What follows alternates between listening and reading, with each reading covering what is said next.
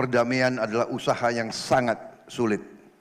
Perdamaian adalah upaya yang memerlukan jiwa besar, memerlukan kearifan, memerlukan upaya-upaya luar biasa. Apakah Gibran sudah aman secara hukum sebagai cawapres? Ya aman lah. Orang yang semua orang yang belajar hukum harus bilang aman. Kenapa? Why? Satu, putusan yang kemarin serta-merta menjadi hukum positif. Dan karena itu, karena norma yang diputuskan, maka norma itu mengikat siapapun orang itu. Jadi kalau putusan 90 ini jelas final. Karena konstitusi kita itu jelas di pasal 24 itu putusan MK terkait pengujian undang-undang sifatnya final. Jadi sejak keputusan itu dibacakan di depan umum, maka keputusan itu menjadi inkrah. Ya. Itu diatur dalam Undang-Undang MK pasal 47 dan ini juga diatur di dalam konstitusi kita pasal 24C ayat 1. Jadi menurut Bapak Gibran sudah aman sebagai cawapres? Aman. Oke, sekarang kepada Profesor Dr. Puyono. Iya. Gini loh Pak, kan masyarakat gini loh, kan yang bikin putusan itu yaitu Pak Anwar sudah ditindak. Kalau orangnya sudah ditindak dianggap salah, masa putusannya benar nomor 90? Mana yang benar? Baik, jadi dalam rule of law itu kan kita mendasarkan pada negara-negara rule of law itu kan mendasarkan pada norma. Norma itu kan kalau dalam rule of law dua. Satu adalah undang-undang, yang kedua adalah putusan hakim. Ya. Nah, kalau kemudian putusan hakim ini mau kita bandingkan dengan mana? Kalau putusan hakim kita bandingkan dalam konteks Mahkamah Konstitusi, putusan Mahkamah Konstitusi, sebenarnya putusan Mahkamah Konstitusi itu kan constitutional redressability. Ya. Jadi mengembalikan hak-hak konstitusional dari pemohon. Nah, kan permohonannya kan berbeda-beda. Pemohonnya kan beda-beda. Nah, dalam konteks kemudian putusan mengenai Mas Gibran itu clear. Bapak sebagai profesor filsafat hukum ya, tentu Bapak tidak terkait partai politik manapun kan? Iya. Pendapat Bapak ini murni sebagai akademisi ya? Iya betul, karena kan kalau dalam belajar filsafat itu kan ujungnya kan aksiologi. Tujuan dari hukum itu adalah untuk kepastian salah satunya. Jadi pesan Bapak kepada para anggota masyarakat yang masih belum percaya Gibran sudah aman apa? Pertama, kalau kita mengacu pada rule of law selesai. Sudah selesai? Sudah selesai. Oke, terima kasih. Jadi nggak ada yang kedua nih. Hukum bukan sistem moral. Sistem hukum bukan sistem etik. Kalau kita nilai hukum pakai etik, nggak ketemu. Kacau, tidak ada kepastian. Kalau kita nilai hukum pakai moral, nggak ada kepastian. Mengapa? Karena hukum, moral, etik itu tertanam pada rasa. Rasa Bang Karni dengan rasa saya mengenai satu soal berbeda. Orang bisa, ini satu bilang pantas, karena itu bicara mengenai pantas, mengenai tidak pantas. Boleh, tapi kalau hukum tidak. Ini salah, ini benar, titik. Tidak ada di luar itu. Kecuali kalau kita mau bikin kacau, supaya sistem hukum itu kita runtuhkan pakai dengan pakai nilai, pakai moral, nilai, pakai etika dan segala macam. Saya dengar kok orang bicara di atas hukum ada etika. Saya mau tanya, dari mana orang memperoleh pandangan atau keyakinan atau apapun yang sejenisnya itu mengenai sesuatu itu baik atau buruk? Dari mana orang memperoleh? Sesuatu itu pantas atau tidak? Dari mana orang memperoleh? Kalau kita mau bikin pendek, based on natural law, sunnatullah dalam Islam. Itu bisa dipaksakan sembarangan? Tidak bisa.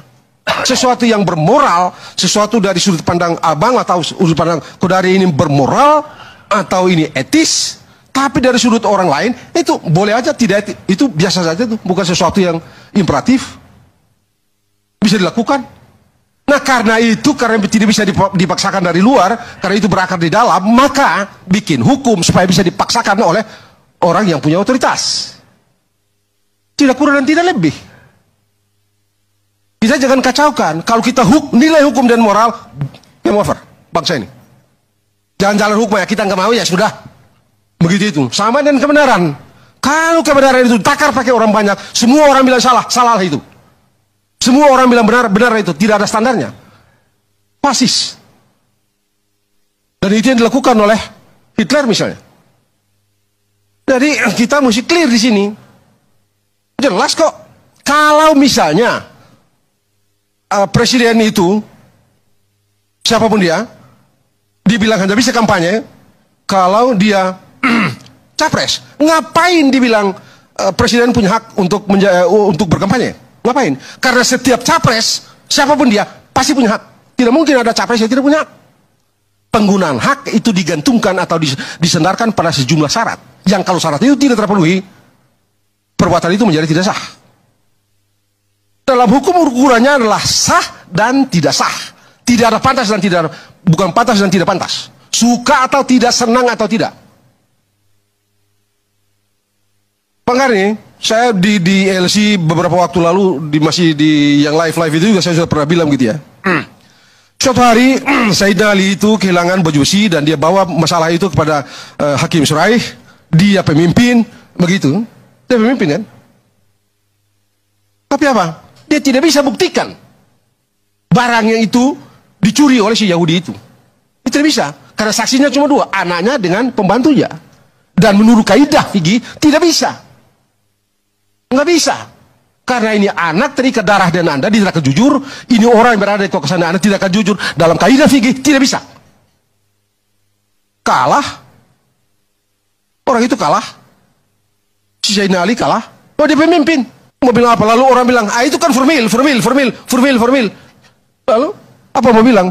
Sayyidina Ali menyerah tuh.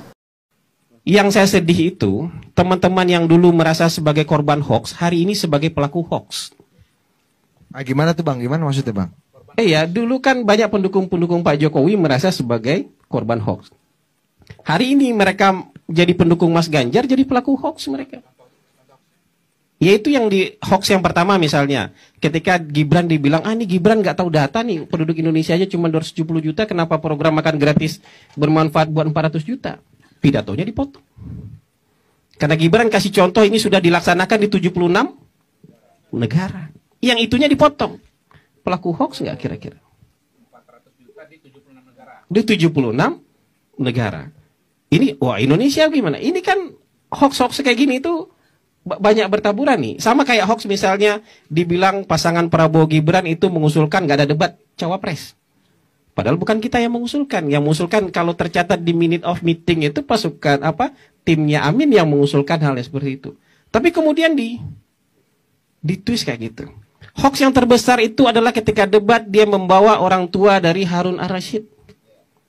Ini saya bawa orang tua pendukung Bapak. Harun Ar-Rasyidnya ketika meninggal usia 15 tahun.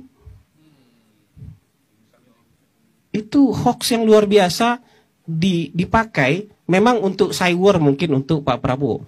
Padahal kan sebenarnya Pak Prabowo kalau iseng ya, bawa juga Mas AHY pas debat. Saya juga bawa Mas AHY ini korban PHP-nya Mas Anies gitu.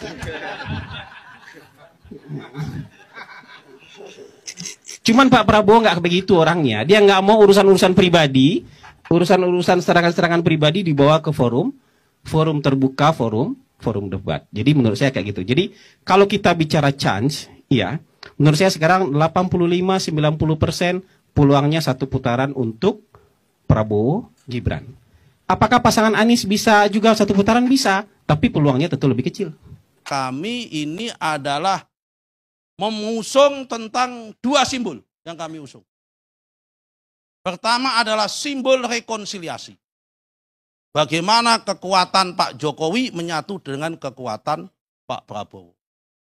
Kenapa? Kami tidak ingin masa lalu Indonesia ini yang dulunya bertikai, kita saatnya rekonsiliasi. Kita bayangkan, di Indonesia ini, di kampung-kampung Pak Karni, calon kepala desa kalah. Mau diangkat menjadi perangkat kepala desa oleh kepala desanya, gak bakal mau Pak. Misuh-misuh Pak. Saya ini pangkat saya calon kepala desa kok dihina. Menjadi perangkat desa.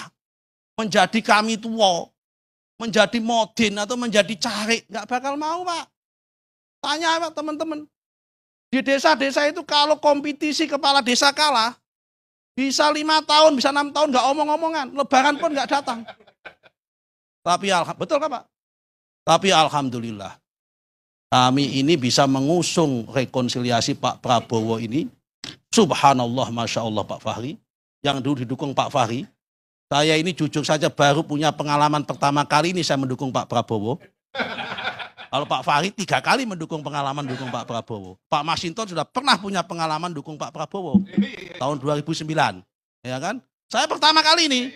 Karena tahun 2014 meskipun partai kami mendukung Pak Prabowo, saya dukung Pak Jokowi sehingga saya dipecat sama Pak Ucok. Saya dipecat itu. Ya kan? Kenapa? Karena saya lihat ini figur yang negarawan, figur yang ikhlas, mau mengalah, diajak masuk ke kabinet Pak Jokowi, habis bertarung mau. Tidak ada saya temukan di mana ini adalah simbol di Indonesia ini. Jangankan presiden, kepala desa aja nggak ada.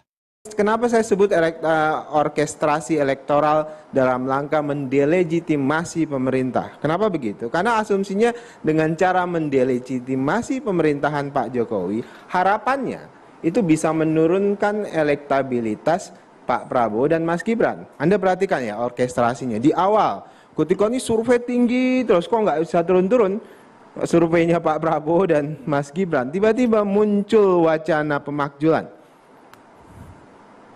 Orkestrasi ini ternyata nggak ditangkap. Isu pemakjulan ini digoreng sedemikian rupa, tapi kemudian nggak dikunyah oleh publik. Karena publik membaca orkestrasi ini, kemudian muncullah beberapa orkestrasi lagi. Sampai kemudian sekarang ini orkestrasi akademisi yang ingin mendelegitimasi proses demokratisasi kita. Abang punya bukti? Ada yang menggerakkan, mengorkestrasikan semuanya, abang punya data, punya Mas, bukti? ini kan orkestrasi itu dibaca dari tren yang muncul. Anda bisa baca tren dari semua yang muncul ini. Orkestrasi politik elektoral dengan aktor yang berbeda-beda ini, itu mudah dibaca. Ini bukan 1-2 kampus loh, Bang. Iya, itu yang tadi saya sebutkan orkestrasi. 1-2 yang menggerakkan kampus. siapa kalau gitu? Loh, yang menggerakkan tentu adalah mereka yang berpihak terhadap orkestrasi itu. Jadi saya mau katakan siapa begini. Bang? Kami tidak tahu sama sekali Bang. Ya, Yang berpihak siapa Bang? silakan, saya publik bisa menebak dengan mudah. Kita ini hidup di lingkungan, Bang Fahri ini elit politik dan berhubungan dengan banyak kampus. Saya orang kampus dan semuanya di kampus. Kita tahu kok yang ngomong itu siapa, Anda berpihak kemana, Anda seperti apa, itu tahu persis. Jadi saya mau katakan gini, berhenti melakukan upaya tindakan elektoral yang putus asa. Ini adalah tindakan putus asa karena langkah-langkah keputusan asa itu kemudian dilakukan dengan cara-cara begini. Saya ingin menyampaikan terima kasih kepada anak-anak muda yang merupakan tim pendukung saya, ya, yang merupakan tim inti kunci bagi saya, ya. Saya ucap terima kasih kepada anak saya Mas Didit, kemudian ajudan saya Mayor Teddy,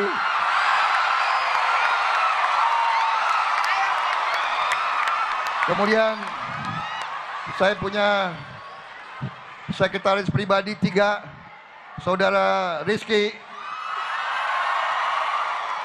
Saudara Agung Surahman, Saudara Rajif.